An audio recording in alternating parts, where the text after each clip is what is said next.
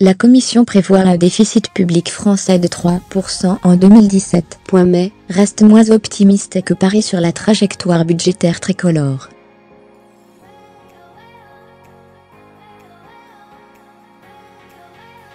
Le Monde, barre verticale par Cécile Ducourcieux, Bruxelles, Bureau européen, pour l'Union européenne, UE, dans son ensemble, la croissance atteindra même 2,3% en 2017, 2,1% en 2018 et 1,9% en 2019.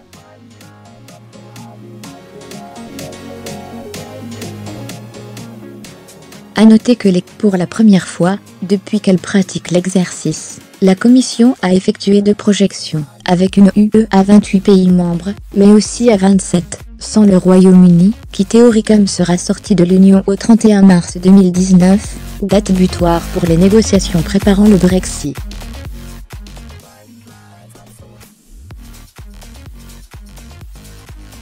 Même si pour cette année de sortie Bruxelles a considéré que les relations commerciales entre Londres et le reste de l'Union resteraient inchangées, alors qu'elles devraient forcément évoluer.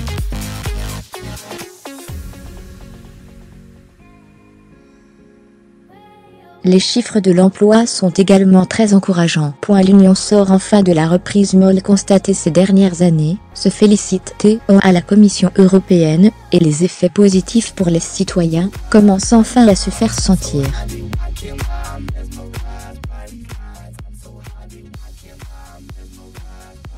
Le taux de chômage devrait s'inscrire à 8,5% en 2018 en zone euro, et même à 7,9% en 2019, un niveau historiquement bas, même si cela s'explique en partie par le taux allemand, 3,2% seulement en 2019.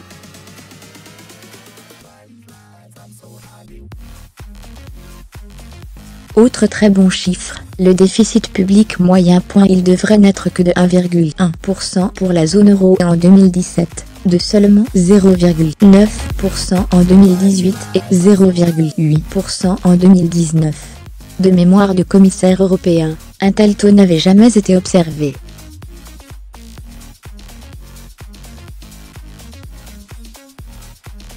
Après 5 années d'une reprise modérée, la croissance européenne est entrée dans une phase d'accélération.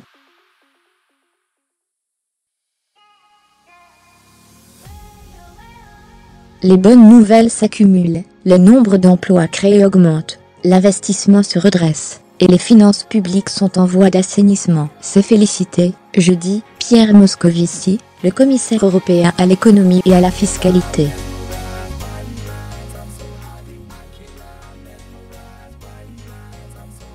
L'ex-ministre des Finances français a cependant mis en garde contre les niveaux de salaire. Ils ne progressent pas assez, et ne convergent pas non plus suffisamment au sein de la zone euro.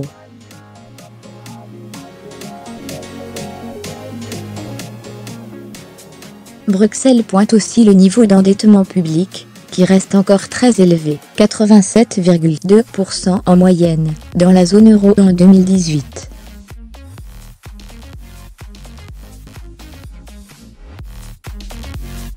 Avec des pays dont les dettes publiques rapportées au PIB excèdent encore 90%, l'Italie, la Belgique, le Portugal, la France, à 96,9%, l'Espagne ou la Grèce.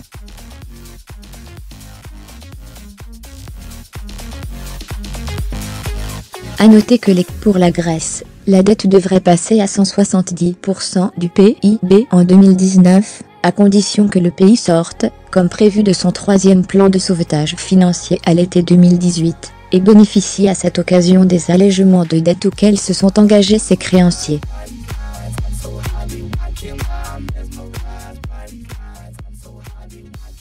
Les chiffres spécifiques à la France pourraient en revanche faire grincer des dents à Paris, même si le pays n'est plus considéré à Bruxelles comme le mauvais élève de la classe, celui qui ne respecte pas les règles du pacte de stabilité depuis des années.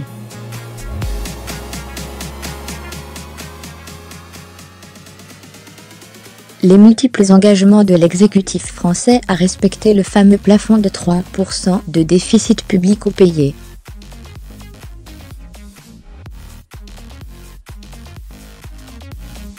La croissance hexagonale d'abord. La Commission est plus conservatrice que Paris, estimant qu'elle atteindra 1,6% en 2017, 1,7% en 2018 et 1,6% en 2019.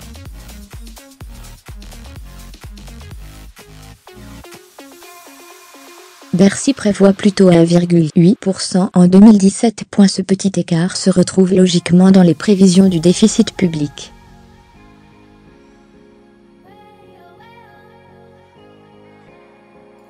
La France devrait respecter le plafond de 3% de son PIB en 2017, avec un déficit de 2,9%.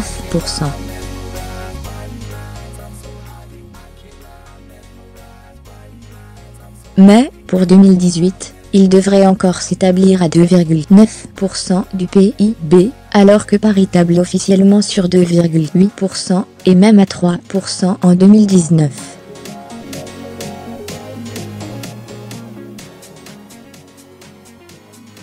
La France devrait quand même, sauf accident, sortir de la procédure stigmatisante des déficits excessifs. Il faut pour cela aligner 2 années consécutives sous le plafond des 3%, mais avec une trajectoire budgétaire moins nette que l'Espagne, l'autre grand pays encore hors des clous du pacte de stabilité et de croissance.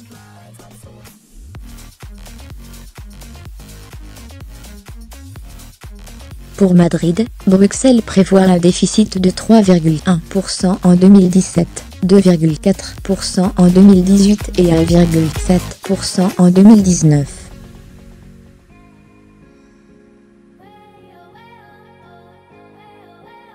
Par ailleurs, Paris et Bruxelles ont encore des discussions serrées sur l'effort structurel qu'est censé produire le pays, réduction du déficit liée à des mesures structurelles, comme des rationalisations administratives, etc.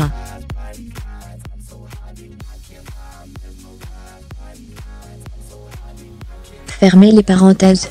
Paris ne propose qu'un effort de 0,1% de son PIB pour son budget prévisionnel 2018 alors que, d'après les calculs de la Commission, il serait même légèrement négatif, ce qui n'est pas permis par les règles du pacte.